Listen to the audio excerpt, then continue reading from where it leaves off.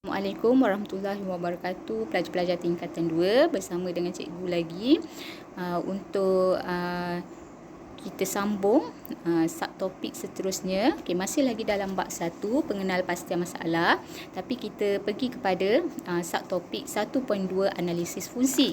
Cikgu harap kamu dah faham ya penerangan cikgu sebelum ni tentang masalah bukan inventif dan masalah inventif. Okey, senang je kamu ingat masalah bukan inventif maknanya tak ada kesan sampingan. Contohnya macam pisau. Pisau tumpul itu masalah dia. Kemudian penyelesaiannya kita asah dan pisau tersebut dapat digunakan semula. Okey, kalau masalah inventif pula yang ada kesan sampingan. Contohnya macam meja. Meja perlu kukuh. Kakinya perlu kukuh untuk kita letakkan beban yang banyak. Okey. Dan kemudian kaki tersebut, meja kayu tu kita tukar pada besi supaya dapat menampung beban. Tapi ada kesan sampingan setelah penambahbaikan dilakukan, iaitu apabila kaki kayu ditukar kepada kaki besi, ianya berat. Meja tersebut berat untuk dialihkan. Okey, maknanya ada kesan sampingan. Okey. Jadi hari ini kita pergi kepada analisis fungsi. Okey, kita tengok sedikit penerangan dalam buku teks. Kamu boleh rujuk muka surat 8. Okey. Sistem merupakan beberapa elemen yang berkait antara satu dengan yang lain dan saling mempengaruhi dalam sesuatu pembinaan produk agar produk tersebut dapat berfungsi dengan sempurna. Okey, setiap bahagian pada produk tersebut juga harus dapat berfungsi dengan baik dan menyokong antara satu dengan yang lain. Okey, kita tengok contoh rak kasut. Okey, apa komponen yang ada dalam rak kasut? Komponen-komponen untuk menghasilkan sebuah rak kasut. Okey, kita tengok antaranya ialah kita perlukan kayu broti, kita perlukan skru, kita perlukan paku. Setiap satu komponen ni ada fungsi masing-masing dan berkait antara satu dengan yang lain. Kalau tak ada skru, macam mana kita nak mencantumkan kayu? Kalau tak ada kayu pula tak jadilah rak kasut. Okey. Seterusnya kita tengok membuat hubung kait antara produk dengan objek dari segi fungsinya. Okey. Yang ni analisis fungsi ni hanya untuk penyelesaian masalah secara inventif, ya, sebab masalah inventif kita dah cuba selesaikan tapi ada kesan sampingan. Okey, jadi ini adalah untuk menyelesaikan masalah inventif. Okey. Analisis fungsi bertujuan untuk membantu mengenal pasti sistem yang ada pada sesebuah produk.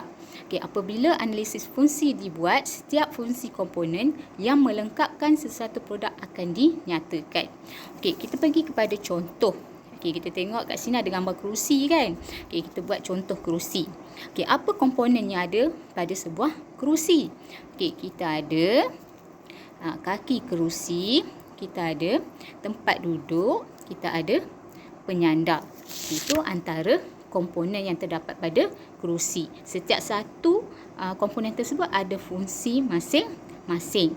Jadi kalau satu komponen rosak, tak boleh digunakan, maka akan ada kesan kepada komponen, akan ada kesan kepada fungsi produk tersebut. Contohnya kaki kerusi patah. Jadi akan ada kesan lah pada kerusi tersebut. Kerusi tersebut akan jadi sengit dan tak boleh digunakan. Okey, contoh lain. Contohnya macam skru. Skru yang menghubungkan antara kaki kerusi dengan tempat duduk berkarat, rosak. Jadi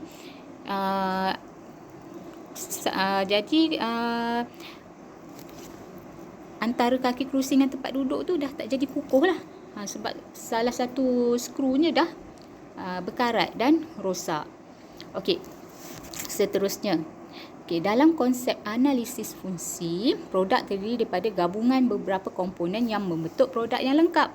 Okey, macam tadilah, ada kaki, ada tempat duduk, ada tempat penyandang. Okey, produk membentuk suatu sistem bagi produk itu sendiri. Produk sekarang contohnya tadi kerusi. Okey, fungsi ialah tugas yang dilakukan oleh produk. Okey, objek pula menerima kesan daripada fungsi. Dengan kata lain, objek ialah penerima kesan akibat daripada kefungsian sesuatu. Okey, fungsi kerusi apa? Tempat duduk. Objeknya apa?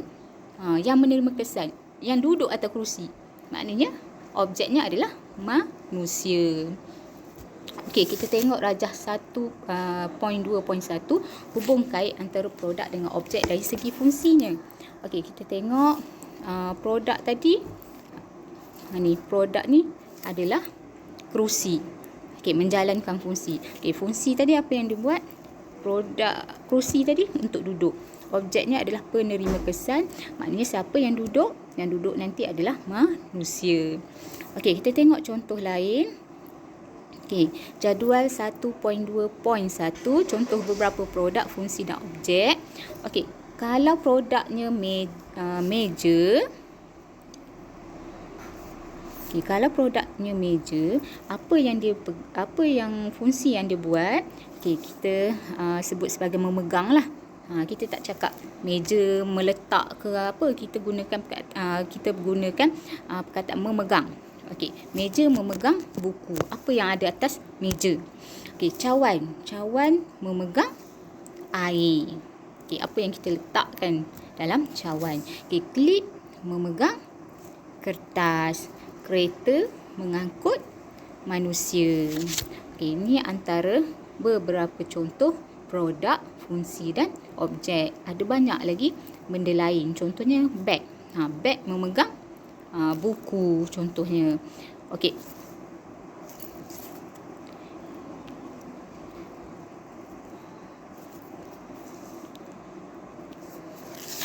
Okey, cikgu rasa cukup setakat ini. Okey, selepas ini cikgu akan berikan latihan. Okey, untuk next class kita akan sambung kepada melukis sistem fungsi. Okey, kalau andai kata ada yang tak faham, kamu boleh PM cikgu di WhatsApp ataupun kamu boleh komen di dalam bawah daripada video cikgu lah. Okey, so kita jumpa di kelas yang akan datang. Assalamualaikum warahmatullahi wabarakatuh.